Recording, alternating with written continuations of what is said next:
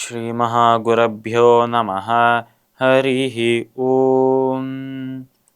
சதாசிவசமாரம்பாம் சங்கராச்சார்யமத்யமாம் அஸ்மதாச்சார்யபர்யந்தாம் வந்தே குருபரம்பராம். GeM TV நண்பர்களுக்கு எனது வணக்கங்கள். இன்றைய நாள் அனைவருக்கும் இனிய நாளாக அமைய எல்லாம் வல்ல இறைவனை வேண்டி இன்றைய மதமும் நம்மதமே நிகழ்ச்சிக்கு செல்வோம். இன்னைக்கு நம்ம ஸ்ரீமத் பகவத்கீதையிலேருந்து ஒரு ஸ்லோகத்தை விரிவான விளக்கத்துடன் பார்ப்போம். யம் யம் வாபி ஸ்மரன் பாவம் த்யஜத்யந்தே கலேவரம் தம் தமேவைதி கௌந்தேய சதா தத்பாவ பாவிதஹ.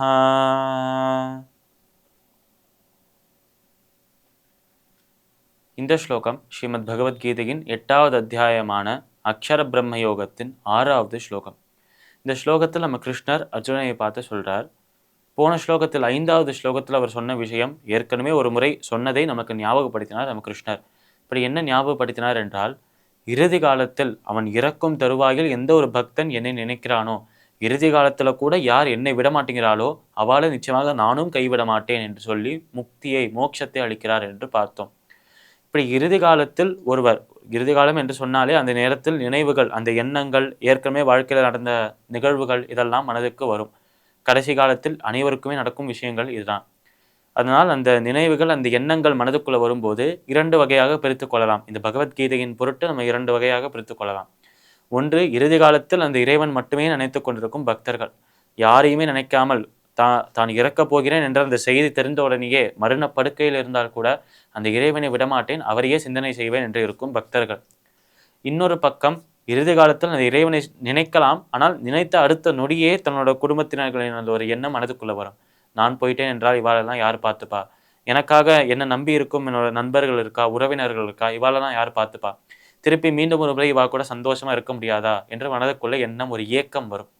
ஆனால் இறந்து போய்விட்டோம் என்றால், இப்பொழுது நம்ம உலகத்தை விட்டு போய்விட்டோம் என்றால் நம்ம நம்பி இருக்கும் ஒரு குடும்பம் என்ன ஆறுது, நம்ம சந்தோஷமாக வாழ்நாளை கழித்த நம்ம நண்பர்களாக இருக்கட்டும், உறவினர்களாக இருக்கட்டும், இவாளெல்லாம் விட்டு போகிறதுக்கு மனதே வரமாட்டேங்கிறதே என்று யோசிக்கும் இன்னொரு பக்கம் இருக்கும் மக்கள்.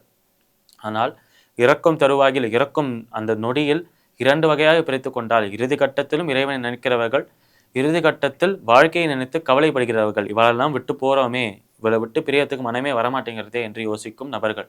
இப்படி 2 வகையாக பிரித்து கொள்ளலாம். இதில் முதல் வகையை போன ஸ்லோகத்தில் நம்ம கிருஷ்ணர் சொல்லிட்டார். தன்னையே நினைத்து கொண்டிருக்கும் பக்தர்கள், இறைவன் மீதையே பக்தி கொண்டு இறுதி காலத்தில் இறைவனை நினைக்கும் பக்தர்களுக்கு மோட்சம் கிடைக்கும், மீண்டும் பிறப்பு கிடையாது என்று சொன்னார் நம்ம கிருஷ்ணர். இப்போ பகவானை பற்றி நினைக்காத இன்னொரு பக்கம் இருக்கும் மக்கள் இருக்காளே, அவளை பற்றி கிருஷ்ணர் என்ன சொல்றாருன்னா, இந்த ஸ்லோகத்தில் அவர் சொல்ற விஷயங்கள், இப்படி இறுதி காலத்தில் இறைவனை பற்றி நினைக்காத நபர்கள், இறைவனை பற்றி நினைக்க முடியாத நபர்கள், மீண்டும் ஒரு பிறப்பு எடுக்கிறா, அவளுக்கு மீண்டும் ஒரு வாய்ப்பை அளிக்கிறேன் என்று சொல்றார் நம்ம கிருஷ்ணர். இப்படி மீண்டும் ஒரு பிறப்பை எடுக்கிறார் என்று சொல்லிவிட்டால் பரவாயில்ல. ஆனால் கிருஷ்ணருக்கே உகந்த ஒரு ஸ்டைலில் அவர் என்ன சொல்றார், பாணியில் என்ன சொல்றாருன்னா, இறந்து போற காலத்தில் அவரை பற்றி, இறைவனை பற்றி நினைக்காத நபர்கள் மீண்டும் பிறப்பெடுக்கிறார்கள்.